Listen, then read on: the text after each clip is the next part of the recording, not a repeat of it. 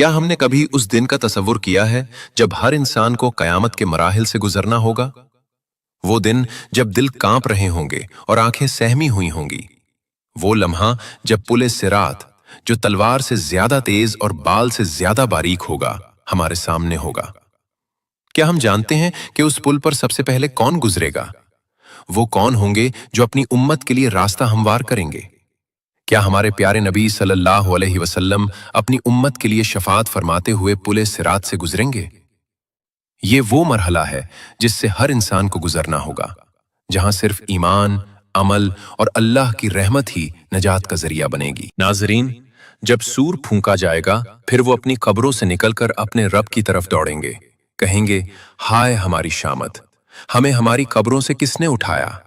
قیامت کے روز جب باپ اپنے بیٹے کو چھوڑ دے گا اور اپنی نجات کی فکر میں مصروف ہوگا، بیوی اپنے شوہر سے فاصلہ اختیار کرے گی اور اپنے آپ کو بچانے کی کوشش کرے گی، بھائی اپنی بہن کو جاننے سے انکار کر دے گا، کیونکہ اس دن ہر کوئی اپنی ذات کی فکر میں ہوگا، ہر سمت نفسی نفسی کا عالم ہوگا، انسان اپنے پسینے میں غرق ہوں گے، کوئی ٹخنوں تک پسینے میں ڈوبا ہوگا، کوئی گھٹنوں تک، کوئی کمر تک اور کوئی گلے تک پسینے میں ڈوبا ہوگا۔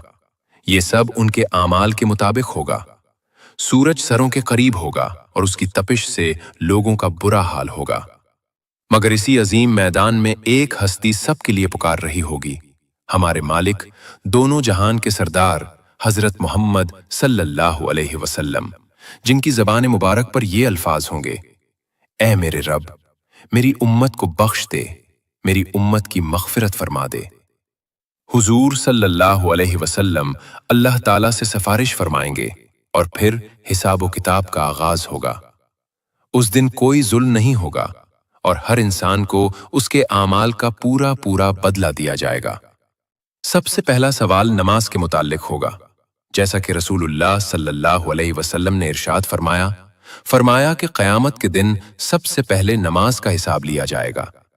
اگر نماز درست ہوئی تو باقی اعمال بھی درست ہوں گے، اور اگر نماز خراب ہوئی تو باقی اعمال بھی خراب ہوں گے۔ نماز دین کا ستون ہے اور یہی وہ عمل ہے جو سب سے پہلے دیکھا جائے گا۔ اس کے بعد مزید 5 سوالات پوچھے جائیں گے جن کا جواب ہر انسان کو دینا ہوگا۔ پہلا سوال یہ ہوگا کہ اپنی عمر کہاں گزاری؟ کیا اللہ کی اطاعت میں گزاری یا نافرمانی میں؟ دوسرا سوال یہ ہوگا کہ اپنی جوانی کہاں صرف کی؟ جوانی انسان کی زندگی کا سب سے قیمتی وقت ہے اور اس میں کیے گئے اعمال کا حساب لیا جائے گا۔ تیسرا اور چوتھا سوال یہ ہوگا کہ اپنا مال کہاں سے حاصل کیا اور کہاں خرچ کیا؟ کیا حلال ذرائع سے کمائی کی اور نیک کاموں میں خرچ کیا، یا حرام طریقوں سے کمایا اور گناہوں میں خرچ کیا؟ پانچواں سوال یہ ہوگا کہ اپنے علم پر کتنا عمل کیا، کیونکہ علم بغیر عمل کے بے فائدہ ہے اور اللہ تعالی ہم سے ہمارے علم کے بارے میں ضرور پوچھیں گے۔ اس کے بیک اعمال کا وزن ہوگا جو میزان پر کیا جائے گا۔ اللہ تعالیٰ نے قرآن پاک میں ارشاد فرمایا کہ ہم قیامت کے دن عدل کی ترازو رکھیں گے، جس کا پلڑا بھاری ہوگا وہ جنت کا حقدار ٹھہرے گا اور کامیاب ہوگا، اور جس کا پلڑا ہلکا ہوگا اس کا انجام جہنم ہوگا، جو بدترین ٹھکانہ ہے۔ پھر پل صراط کا مرحلہ آئے گا، جو انتہائی خوفناک اور دشوار مرحلہ ہے۔ سوال یہ ہے کہ پل صراط کیا ہے؟ یہ کہاں واقع ہے؟ کون اس پر بجلی کی مانند گزرے گا اور کون اس سے گر کر جہنم میں جائے گا؟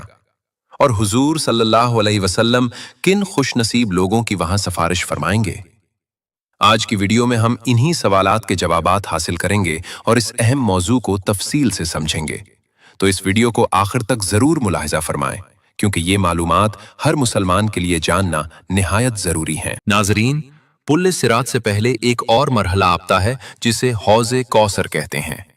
یہ حوض اللہ تعالیٰ نے اپنے حبیب حضرت محمد صلی اللہ علیہ وسلم کو عطا فرمایا ہے، اور یہ خاص طور پر آپ صلی اللہ علیہ وسلم کی امت کے لیے ہوگا۔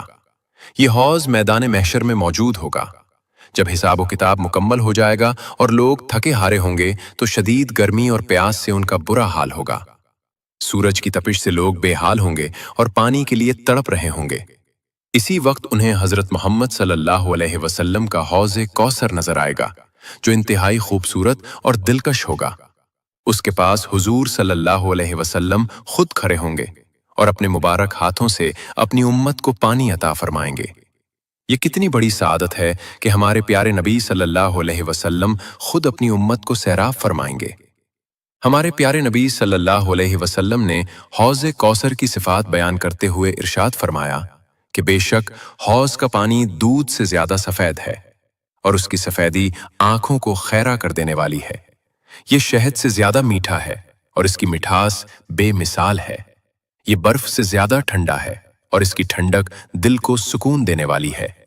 اس کی خوشبو مشک سے بہتر ہے اور اس کی مہک پوری فضا میں پھیلی ہوگی۔ اس کے پاس رکھے ہوئے پیالے ستاروں کی تعداد سے بھی زیادہ ہوں گے تاکہ ہر مومن کو پینے کا موقع ملے۔ جو انسان اس سے ایک بار پی لے گا وہ کبھی پیاسا نہیں ہوگا اور ہمیشہ کے لیے سیراب ہو جائے گا۔ یہ اللہ تعالیٰ کی اپنے حبیب صلی اللہ علیہ وسلم اور ان کی امت پر خاص رحمت ہے۔ اس سے پی کر جانے والا ہمیشہ سیراب رہے گا اور جنت میں بھی اسے کبھی پیاس نہیں لگے گی۔ روایات میں آتا ہے کہ نیک اور متقی لوگ پل صراط عبور کرنے سے پہلے حوض سے جام پئیں گے تاکہ وہ تازہ دم ہو کر پل صراط کو عبور کر سکیں، اور کچھ لوگوں کو ان کے گناہوں کی وجہ سے پل صراط عبور کرنے کے بعد حوض سے پلایا جائے گا۔ یہ اس لیے ہوگا تاکہ وہ پہلے پل صراط عبور کر کے گناہوں سے پاک ہو جائیں اور پھر حوض کوثر سے پانی پئیں، کیونکہ حوض کوثر کا پانی پاکیزہ لوگوں کے لیے ہے اور اس سے پینے کے لیے گناہوں سے پاک ہونا ضروری ہے۔ حوض کوثر کے بعد پل صراط کا مرحلہ آتا ہے جو سب سے مشکل ترین مرحلہ ہے۔ پل صراط ایک ایسا پل ہے جس سے ہر انسان کو جنت میں داخل ہونے کے لیے گزرنا لازمی ہوگا۔ کوئی بھی اس پل سے گزرے بغیر جنت میں داخل نہیں ہو سکتا۔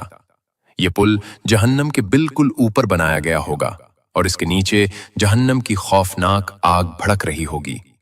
یہ پل بال سے زیادہ باریک اور تلوار کی دھار سے زیادہ تیز ہوگا۔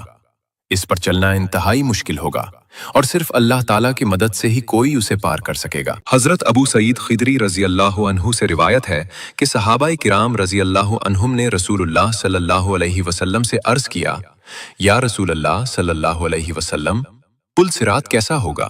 ہمیں اس کے بارے میں بتائیں تاکہ ہم اس کی تیاری کر سکیں۔ رسول اللہ صلی اللہ علیہ وسلم نے ارشاد فرمایا کہ وہ ایک پھسلنے کی جگہ ہوگی جہاں پاؤں جمانا مشکل ہوگا۔ وہاں کانٹے اور آنکھڑیاں ہوں گی جو گزرنے والوں کو پکڑنے کی کوشش کریں گی۔ جیسے نجد کے علاقے میں ایک کانٹا پایا جاتا ہے جسے سادان کہتے ہیں، جس کا سرا ٹیڑھا ہوتا ہے اور جو بھی اس کے قریب سے گزرے اسے پکڑ لیتا ہے۔ اسی طرح پل صراط پر بھی کانٹے ہوں گے جو گناہ گاروں کو پکڑ لیں گے۔ مومنین اس پل سے گزریں گے مگر سب کی رفتار یکساں نہیں ہوگی بلکہ ہر ایک کی رفتار مختلف ہوگی۔ یہ رفتار ان کے اعمال اور ایمان کے مطابق ہوگی۔ کچھ خوش نصیب لوگ پلک جھپکنے کی رفتار سے گزر جائیں گے اور انہیں پتہ بھی نہیں چلے گا کہ وہ کب پل پار کر گئے۔ کچھ بجلی کی طرح تیزی سے گزریں گے اور لمحوں میں جنت پہنچ جائیں گے۔ کچھ پرندوں کی طرح اڑتے ہوئے گزریں گے، کچھ تیز گھوڑوں کی طرح دوڑتے ہوئے گزریں گے اور کچھ اونٹوں کی طرح آہستہ آہستہ گزریں گے۔ ان کی رفتار میں فرق صرف اور صرف ان کے اعمال کی وجہ سے ہوگا۔ جن کے اعمال جتنے اچھے ہوں گے ان کی رفتار اتنی ہی تیز ہوگی۔ کچھ لوگ اللہ تعالیٰ کے فضل سے آسانی کے ساتھ جہنم سے بچ کر پار ہو جائیں گے اور انہیں کوئی تکلیف نہیں ہوگی۔ کچھ کو راستے میں زخم لگیں گے اور وہ مشکل سے گزریں گے لیکن آخرکار وہ پار ہو جائیں گے، اور کچھ بد نصیب لوگ زخمی ہو کر اپنا توازن کھو بیٹھیں گے اور جہنم میں گر جائیں گے۔ اللہ تعالیٰ ہم سب کو اس سے محفوظ رکھے۔ ایک مرتبہ حضرت سیدنا کعب الاحبار رحمۃ اللہ علیہ نے قرآن پاک کی ایک آیت کی تفصیلی وضاحت فرمائی، پھر ارشاد فرمایا، اے لوگو، کیا تم جانتے ہو کہ دوزخ پر لوگوں کا گزر کس طرح ہوگا؟ یہ منظر کیسا ہوگا؟ پھر خود ہی ارشاد فرمانے لگے کہ جہنم لوگوں پر ایسے ظاہر ہوگی گویا چربی کی ایک تہ جمی ہوئی ہو جو اوپر سے ٹھوس نظر آتی ہے مگر اندر سے بہت خطرناک ہے۔ جہنم اپنے اصحاب یعنی جہنمیوں کو پکڑ لے گی اور میرے اصحاب یعنی جنتیوں کو چھوڑ دے گی۔ پھر جہنم میں جانے والے اس میں گرتے چلے جائیں گے اور جہنم انہیں اس طرح پہچان لے گی جیسے کوئی باپ اپنے بیٹے کو پہچانتا ہے۔ کوئی غلطی نہیں ہوگی اور ہر شخص کو اس کے مقام پر پہنچا دیا جائے گا۔ مومنین اور صادقین اس پل کو اس طرح آسانی سے پار کر لیں گے کہ ان کے کپڑوں پر کوئی نشان تک نہیں ہوگا اور وہ صحیح سلامت جنت میں پہنچ جائیں گے۔ ایک اہم بات یاد رکھیں کہ پل صراط ہر ایک کے لیے بال سے زیادہ باریک نہیں ہوگا، بلکہ جس کے لیے اللہ کریم چاہیں گے اس کے لیے یہ کشادہ اور وسیع وادی کی طرح ہوگا جس پر چلنا آسان ہوگا۔ जैसा कि हजरत सैयदना सईद बिन अबी हलाल रहमतुल्लाह ताला ने इरशाद फरमाया कि मेरे पास ये रिवायत पहुंची है कि क़यामत के रोज पुल सिरात कुछ गुनाहगार लोगों पर बाल से भी ज्यादा बारीक होगा और उनके लिए गुजरना मुश्किल होगा, जबकि कुछ नेक लोगों के लिए ये कुशादा वादी की तरह होगा जिस पर वो आसानी से चलकर गुजर जाएंगे। ये सब अल्लाह ताला की हिकमत और इंसाफ के मुताबिक होगा। सबसे पहले पुल सिरात पर हमारे प्यारे नबी सल्लल्लाहु अलैहि वसल्लम गुजर फरमाएंगे। आप सल्लल्लाहु अलैहि वसल्लम अपनी उम्मत के लिए रास्ता हमवार करेंगे। फिर दीगर अंबिया और मुरसलीन अलैहिमुस्सलाम गुजरेंगे। इसके बाद उम्मत मुहम्मदिया गुजरेगी और फिर दूसरी उम्मतें अपने अपने अंबिया के साथ गुजरेंगी। रिवायत में आता है कि अल्लाह करीम ने हजरत सैयदना दाऊद अलैहिस्सलाम से इरशाद फरमाया, ए दाऊद, क्या तुम जानते हो कि पुल सिरात पर सबसे तेजी से गुजरने वाले खुश नसीब लोग कौन होंगे? वो लोग जो दुनिया में मेरे फैसले पर राजी रहे और जिनकी जबानें हमेशा मेरे जिक्र से तर रही हों। जो लोग अल्लाह की रजा पर राजी रहते हैं और हर हाल में अल्लाह का शुक्र अदा करते हैं, वही उस दिन कामयाब होंगे। हमारे प्यारे नबी रहमत आलम सल्लल्लाहु अलैहि वसल्लम की शान ये है कि आप सल्लल्लाहु अलैहि वसल्लम अपनी उम्मत के लिए हर वक्त फिक्रमंद रहते हैं। आप सल्लल्लाहु अलैहि वसल्लम को अपनी उम्मत से बेपनाह मोहब्बत है। दुनिया में भी आप सल्लल्लाहु अलैहि वसल्लम ने अपनी उम्मत के लिए बेशुमार दुआएं मांगी और रातों को उठकर रोते हुए अपनी उम्मत की मग़फ़िरत की दुआ फरमाई। और क़यामत के दिन भी जब सब अपनी जान की फिक्र में होंगे और हर कोई नफसी नफसी पुकार रहा होगा, आप सल्लल्लाहु अलैहि वसल्लम अपनी उम्मत के लिए सलामती की दुआ फरमा रहे होंगे। फरमाने मुस्तफ़ा सल्लल्लाहु अलैहि वसल्लम है कि तुम्हारे नबी सल्लल्लाहु अलैहि वसल्लम पुल सिरात के किनारे खड़े होकर रब्बि सल्लिम पुकारे रहे होंगे। ए रब सलामती अता फरमा, ए रब सलामती इनायत फरमा, मेरी उम्मत को महफूज फरमा। जरा सोचिए वो लम्हा कितना सख्त और खौफनाक होगा कि हर शख्स अपनी निजात की फिक्र में मसरूफ होगा। कोई किसी की मदद नहीं कर सकेगा मगर हमारे प्यारे आका सल्लल्लाहु अलैहि वसल्लम अपनी जान की नहीं बल्कि अपनी उम्मत की सलामती की फिक्र कर रहे होंगे और हमारे लिए दुआ फरमा रहे होंगे। फरिश्ते भी उस वक्त अर्ज करेंगे, ए अल्लाह सलामती से गुजार, इन मोमिनों को महफूज फरमा। यही तो वो अजीम शान और मकाम रफ़ी है जो अल्लाह ताला ने अपने महबूब सल्लल्लाहु अलैहि वसल्लम को अता फरमाया है। आप सल्लल्लाहु अलैहि वसल्लम सरापा रहमत है और तमाम जहानों के लिए रहमत बनाकर भेजे गए हैं।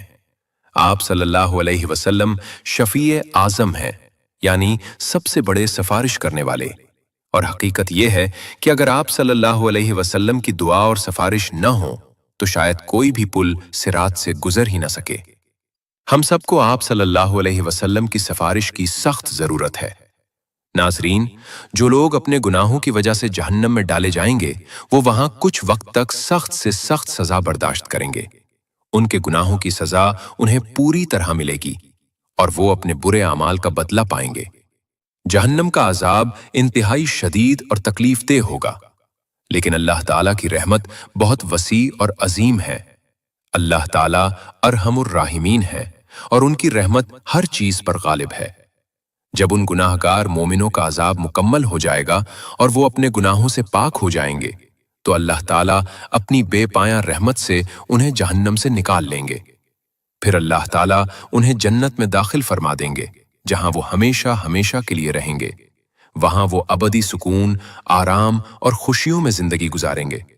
न कोई गम होगा, न कोई तकलीफ, न कोई बीमारी, और अल्लाह ताला की बेहिसाब रहमत हमेशा उन पर साया फिगन रहेगी।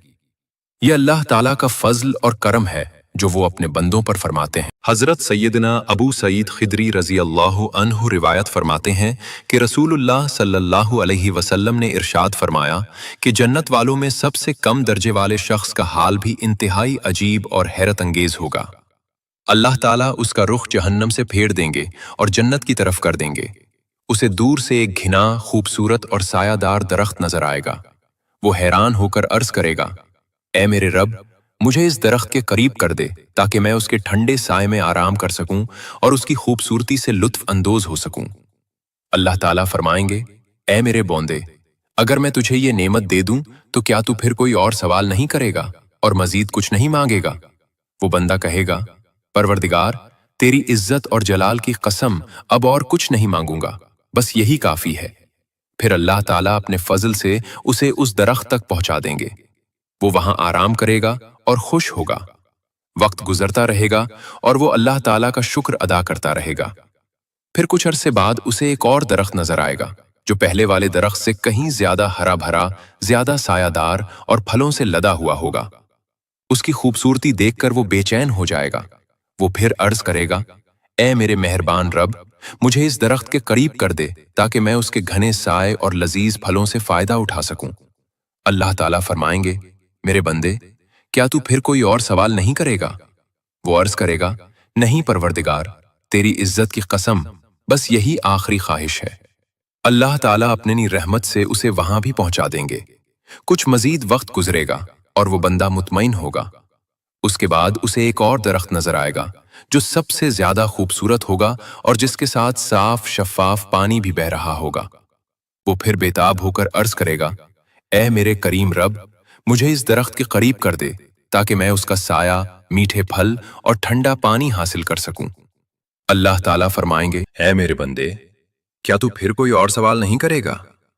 وہ عرض کرے گا، پروردگار، تیری عزت کی قسم، اب ہرگز نہیں کروں گا، یہ میری آخری درخواست ہے۔ پھر اللہ تعالیٰ اسے کہ وہاں بھی پہنچا دیں گے اور وہ اللہ تعالیٰ کی نعمتوں سے لطف اندوز ہوگا۔ پھر اچانک اسے دور سے جنت کا عظیم الشان دروازہ نظر آئے گا جو نور سے چمک رہا ہوگا۔ وہ اس کی طرف متوجہ ہوگا اور عرض کرے گا، اے میرے رب، مجھے جنت کے دروازے تک پہنچا دے تاکہ میں اس کے قریب بیٹھ کر جنت کی رونق، اس کی خوبصورتی اور جنت والوں کی خوشی کو دیکھ سکوں۔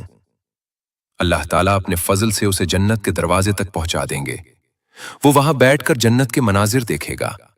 جب وہ جنت کی بے مثال خوبصورتی، اس کی حیرت انگیز نعمتیں اور جنتیوں کی خوشی دیکھے گا تو وہ بے اختیار ہو کر پکار اٹھے گا، اے میرے کریم رب، مجھے بھی جنت میں داخل فرما دے، مجھے بھی ان نعمتوں سے نواز دے۔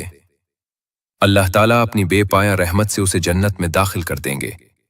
جب وہ جنت کے اندر جائے گا تو اس کی خوشی کی کوئی انتہا نہیں ہوگی۔ ہمیں چاہیے ہم دنیا کی اس فانی زندگی میں نیک عمل کریں، والدین اور رشتہ داروں سے حسن سلوک کریں اور اللہ سے سچی توبہ کریں تاکہ قیامت کے دن ہم ایک دوسرے کے ساتھ جنت میں جا سکیں۔ آئیں آج سب مل کر یہ دعا کریں، یا اللہ، ہمیں ہمارے والدین اور ہمارے تمام رشتہ داروں کو ایمان پر موت عطا فرما، ہماری قبریں نور سے بھر دے اور ہمیں جنت الفردوس میں اکٹھا فرما۔ آمین یا رب العالمین۔